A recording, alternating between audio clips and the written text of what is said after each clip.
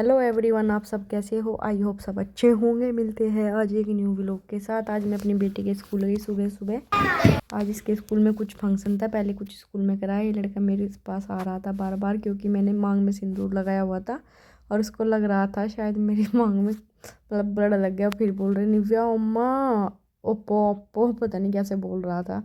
लेकिन बच्चे ना, मतलब 2-3 बच्चे ऐसे हैं कि मुझे देखते जोर जोर से चिल्लाने लगते हैं निव्या अम्मा ऐसे बोल के कि। और मतलब होता नहीं कि बच्चे बहुत से इंसान से प्यार करते हैं, तो वो वामिका के चक्कर में बेचारे मेरे पास आते हैं और मेरी भी कोली भर के मतलब बहुत प्यार सा जताते हैं। 2-3 बच्चे हैं ऐसे। उसके बाद हम स्कूल से गए म्यूजियम, क्योंकि आज मेरी बेटी का बाहर प्रोग्राम था। स्कूल की साइड से जितने भी स्कूल में फॉरेनर पढ़ते हैं, इंडियन, चाइना, मंगोलियन, वियतनामी, सिर्फ उन्हीं बच्चों का आज पता नहीं क्या क्यों किया ऐसा, मुझे नहीं समझ आया। और सिर्फ फॉरेनर ही बच्चों का आज म्यूजियम में लेके आए और उन्हीं का अकेलों का प्रोग्राम था। अब हम म्यूजियम के अंदर आ चुके हैं और यहाँ पर ये छोटे छोटे स्टॉल लगे हुए होते हैं ना, कि कहीं मेला वेला होता है जैसे, वहाँ पे खेल खिलौने के बहुत मतलब स्टॉल से लगे रहते हैं। और ये लेकिन यहाँ से अच्छी बात थी कि ये सभी स्टॉल कोई एक्टिविटी करना चाहता है तो बच्चा फ्री में हो रहा था, किसी का कोई वो नहीं लग रहा था। बच्चे लग रहे थे छोटे जो रो रहे थे, उनको बैठा दिया जा रहा था वहाँ पर। और फिर जैसे हमने देखा यहाँ पे पहले से ही किसी और स्कूल के बच्चों का प्रोग्राम शुरू हो रखा था। पहले तो मैं देख रही थी, फिर जो निव्या के स्कूल के बच्चे थे, पोपो युच्छीवान नाम है मेरी बेटी के स्कूल का, पोपो युच्छीवान किंडरगार्टन, उनका लिए एक कैबिन मतलब एक ये कमरा सा था जहाँ बच्चे जा रहे थे, क्योंकि फॉरेनर इतने ज़्यादा नहीं थे, सिर्फ 10-11 बच्चे टोटल थे, सबके पेरेंट्स आए हुए थे। तो पहले सब बच्चों को यहाँ पर नाश्ता कराया गया, जो कि स्कूल से सबको एक पैकेट मिला हुआ था, उसमें 2-2 जूस थे, कैंडी वगैरह, चॉकलेट, ये सब थे। और फिर इनके बाद जहाँ स्टेज लगा हुआ था यहाँ पर ला कर बैठा दिया और हम लोग भी यहाँ पर बैठ गए। और आज यहाँ पर इतनी ठंड थी ना, मेरी बेटी को तो इतनी मतलब सर्दी लगी जा रही थी बहुत।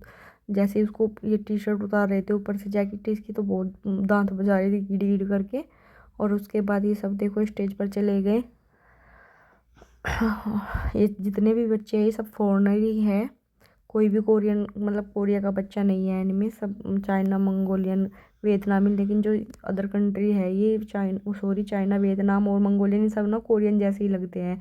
इनकी पहचान नहीं होती कि ये कोरियन है या फॉरेनर है। मेरी बेटी इनमें सबसे अलग लगती है, हम लोग इंडियन हैं। और एक और इंडियन आती है, लेकिन वो आज प्रोग्राम में नहीं आई, मुझे भी नहीं पता क्यों नहीं आई। अभी इनका डांस हो गया है शुरू, और मेरी बेटी इतना अच्छा डांस करती है ना कोरियन सॉन्ग पे, मुझे तो बड़ी खुशी होती है कि इसको कोरियन सॉन्ग भी समझ आने लगे और डांस भी पूरा मतलब प्रॉपर करती है। और ये कौन सा सॉन्ग चल रहा था ये मेरी बेटी आपको सुना सकती है। 할 수 있었다고 말해주세요. 그럼 우리의 무엇이나 할 수 있지요. 짜증나고 힘내 신나게 할 수 있는 코믹코고 밤이 잘 따뜻한 말로 할 수 있어. 그럼 데이콜로 반.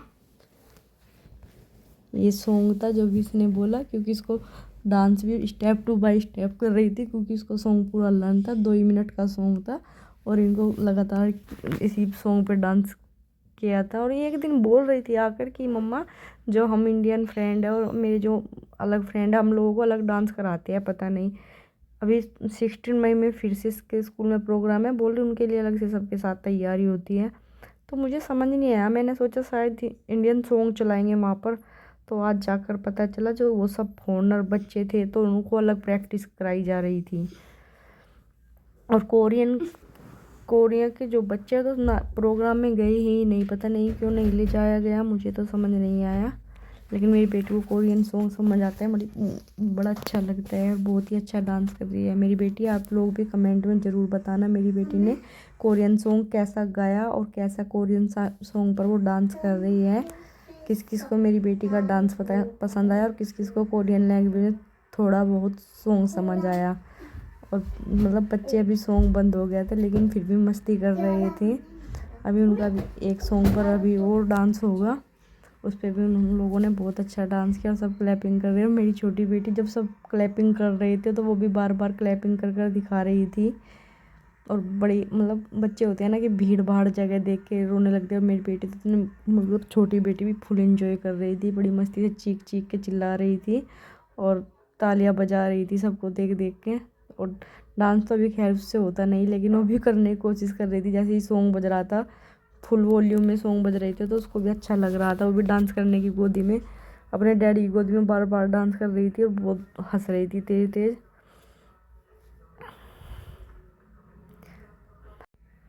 आज का आपको कैसा प्रोग्राम लगा ज़रूर बताना। उसके बाद फिर सॉन्ग चला, फिर हम जितने पेरेंट्स थे सब गए, लेकिन मेरे हस्बैंड नहीं गए क्योंकि उनको बिल्कुल भी डांस नहीं आता।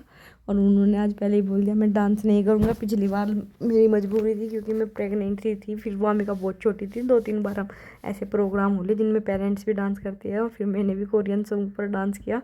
कमेंट में ज़रूर बताना मैंने, क्योंकि मैं तो देख देख कर ही कर रही थी जब जैसे कर रही थी, क्योंकि मुझे कुछ समझ नहीं आ रहा था क्या क्या सॉन्ग है। बस मतलब म्यूजिक चल रहा था तो हाथ पैर तो हिल ही जाते हैं थोड़े बहुत, इसी वजह से मुझे भी थोड़ा बहुत डांस मैं कर रही थी। बाकी सबको देख कर रही थी जैसा भी हो रहा था। आप लोग भी ज़रूर बताना कमेंट में करके मैंने कोरियन डांस कैसा किया और कैसा आपको आज का मेरी बेटी का प्रोग्राम लगा, कैसा मतलब बच्चों ने परफॉर्मेंस की है। सभी बच्चों ने भी एक मतलब दूसरे स्कूल के बच्चे यहाँ पर आए हुए हैं, वो भी अपनी परफॉर्मेंस दिखाएंगे और पहले भी दिखाएगी। तो ज़रूर उन लोगों का भी कमेंट करके बताना कि भाई सबने कैसे किया। और जो भी कोई मेरे चैनल पे नए हो please subscribe, like, share and comment ज़रूर करना, मुझे सपोर्ट करो, प्लीज़ फॉलो मी। उसके बाद सबने जोर शोर से फुल एंजॉय किया। और जब पिछली बार मेरे हस्बैंड ने डांस किया ना, था मैं तो 3 दिन तक हंस हंस के पागल हो गई। और मेरे हस्बैंड ने अपनी वीडियो कहीं भी अपलोड नहीं करनी थी, हालांकि मैंने सेव करके लैपटॉप में रखी हुई है कि ताकि कभी कभी देख कर हंसी, मतलब ऐसा डांस कर रहे थे ना देख के भी जैसे कहीं बॉक्सिंग हो रही हो। सच में इतनी मस्ती आई। और मेरे हस्बैंड तो आज भी देख के इतना हंस रहे थे क्योंकि उन्हें समझ तो कुछ आते नहीं, ऊपर से डांस भी नहीं आते। और जब दूसरा करते हैं तो पता नहीं क्यों हंसते रहते हैं और मजाक भी उड़ाते हैं मेरी। तो बोले आप मुझे बोले तुझे तो पूरी समझ आया होगा ना सॉन्ग।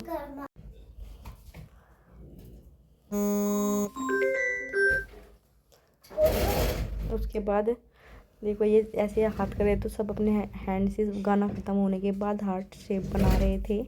और सब पीछे तक बना मतलब कुछ बाहर खड़े हुए थे, सब फुल एंजॉय कर रहे थे, क्लैपिंग कर कर वीडियो शूट कर रहे थे। बहुत सभी को आजकल देखो मोबाइल मतलब सोशल ज़माना है तो सबके हाथ में मोबाइल उठे ही रहते हैं, हम लोग भी उठ रहे थे। फिर ये दूसरे स्कूल के लग गए बच्चे, इनका भी कोई सॉन्ग शुरू हो गया। पहले तो निविया ने भी प्रेयर की, पता नहीं कैसे मतलब कुछ भी पता नहीं क्या बोला, पोपो छुआन बस समझ आता था लास्ट का मुझे। तो फिर इन लोगों ने भी कुछ ऐसे ही किया। अभी फिर इन लोगों का चलने वाला हो गया, अभी भी ये कुछ प्रेयर स्टार्ट हो रही है, इनका भी सॉन्ग चल गया तो ये डांस करने लगे लिटिल लिटिल पता नहीं कैसा। उसके बाद मैं देख रही थी यहाँ पे म्यूजिक में पीछे झरना था जो बहुत अच्छा लग रहा था।